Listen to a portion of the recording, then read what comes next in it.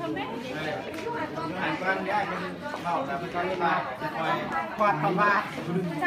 บรรยายบรรยายนะคือว่าปัจจุบันนี้ก็พอดวัดผู้จะประสานเนาะแต่อันแรกเจ้าก็สิแนะนำซื้อก่อนน้อยหนึ่งผู้พาเองก็ซื้อสุบันกันหาพันคือว่าฮิตเวียเป็นหัวหน้าแผนกผลิตภัณฑ์แต่ก็บริการนักเที่ยวกับแม่นเนาะแต่ว่าอยู่ในแผนกผลิตภัณฑ์นี่มันจะมีการบริการน้ำเที่ยวการกินทะเบียนมีทุกห้างการมีการว่างแสดงมันเป็นอยู่ในแผนกนี้เบิดเนาะและเริ่มต้นแล้วเนาะที่ว่าเขามาเกี่ยวส้มสะพานหมู่บ้านหลวงปู่โดยเฉพาะเลยก็คือดินแดนวัฒนธรรมทางประวัติศาสตร์และวัดผู้เฮานี่แม่นสร้างขึ้นตั้งแต่ศตวรรษที่7จนหอดศตวรรษที่12และจากศิลาจารึกที่เฮาเห็นไว้อยู่ในพิพิธภัณฑ์แต่ว่าศิลาจารึกนี่จะบ่งบอกถึงการก่อสร้างเมื่อโบราณแต่คนฮินดูนี่มาตั้งถิ่นฐานตั้งแต่ศตวรรษที่5แต่เขาเจ้าจะสร้างภาษาจีนวัดผู้นี่เป็นศตวรรษที่7ฉะนั้นแล้ววัดผู้เฮานี่จริงการกำเนิดที่ว่าการก่อสร้างวัดว่าห้ามโดยเฉพาะนั่นคือภาษาจีนวัดผู้เป็นเดิมตั้งแต่ศตวรรษที่7ถึงศตวรรษที่12อันนี้ให้เขาเข้าใจร่วมกันเนาะแต่ว่าบางครั้งที่บางคนก็สิเข้าใจอยู่ศตวรรษที่5แต่ว่าอันนี้เป็นศตวรรษที่5เป็นกลุ่มคนที่มาต่างถิ่นฐานอยู่เป็นมาต่างถิ่นฐานอยู่แต่ศตวรรษที่5คือว่าเป็นกษัตริย์เป็นการและเขาเจ้าจึงขึ้นกราบไหว้ที่ว่าสร้างภาษาจีนเป็นตอนนี้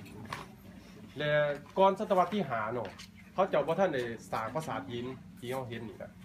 เขาเจ้าไปขึ้นกราบไหว้อันนั้นผู้เขาก็คือผู้ลึ่งขับปราวตาที่เราเห็นนี่เป็นผู้ลึ่งขับปราวตาค่ายที่กันกับซิวลึ่งแบบตัดให้ดูเชื่อถือและสาเหตุที่ให้พวกขแม่มาต่างถิ่นฐานกันหนึ่งมามีผู้เขาที่ขายกันกับซิวลึ่งขับอันที่สองมาการก่อสร้างวัดว่าห้ามเป็นกลมกลืนกับสภาพแวดล้อมธรรมชาติมีน้ำศักดิ์สิทธิ์ไหลออกตลอดปีอันที่สามนี่เป็นการก่อสร้างภาษาจีนนี่มันเรียกว่ามีแม่น้ำคลองกว้างหนักหรือว่ากว้างเรียกว่าเป็นแม่น้ำคลองกั้นระหว่างภาษาจีนนะระหว่างภาษาจีนกับแม่น้ำคลองมีการพัวพันกันหรือว่ามีสายน้ำที่กลมกลืนที่เราเห็นไหลแม่น้ำคลองห่างจากวัดผู้นี่4 กิโลเมตรอันนี้สาเหตุที่ว่าเหตุไหนพวกพระเนมาต่างทิศทางหรือว่ามาเลือกเอาวัดผู้สร้างเป็นภาษาจีนเพื่อวันพระราชสารและต่อมาเนาะที่เราเห็นไหลว่าวัดผู้เฮานี่ไหลฮับห้องเขาเป็นมรดกในปี 2001โดยเฉพาะแล้วที่ฮับห้องเขาเป็นมรดกมันเป็นไหล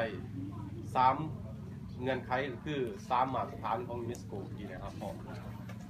ในบรรดา10 มาตรฐานของยูเนสโกนี่วัดผู้เฮาตกอยู่ใน3 มาตรฐานคือมาตรฐานที่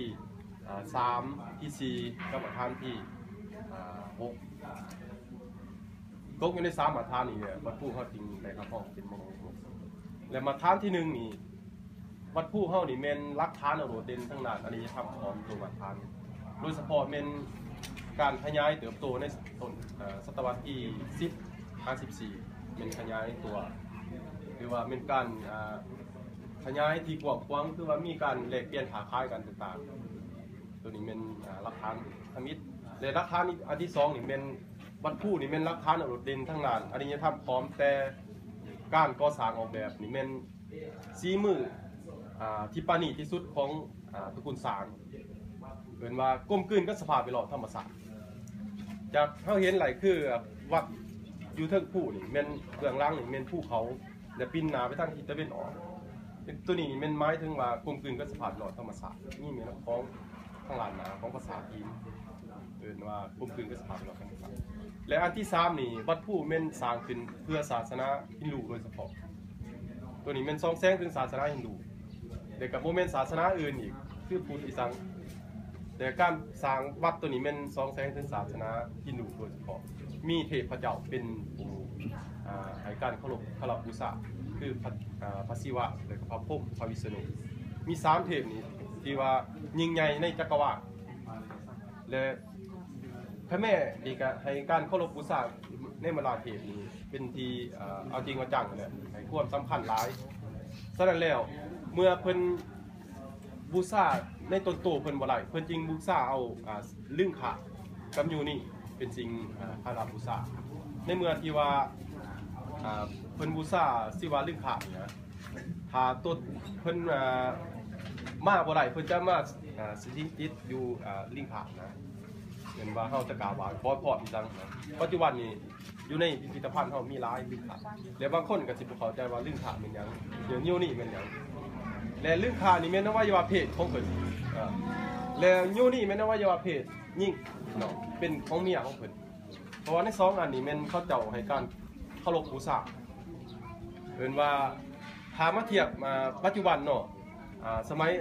พุทธศาสนานี่ในการเคารพบูชานี่ก็แม่นพระเฮานี่แหละ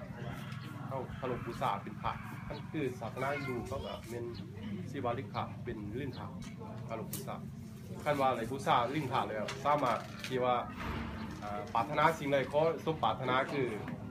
เฮาบูชาแต่ตัวนี้เป็นหลักของศาสนาฮินดูที่ผมบอกให้เฮาเข้าใจกันและต่อไปเขาจะเขาส้มพิพิธภัณฑ์เนาะในการที่กล่าวถึงเดือนในต่างๆอยู่ว่าพื้นที่ในขอบเขตพื้นที่ของมรดกพอเสร็จ อันนั้นนะทุกคนเนาะเวลาเขาในเพิ่นหามทายผู้และเพิ่นหามทายผู้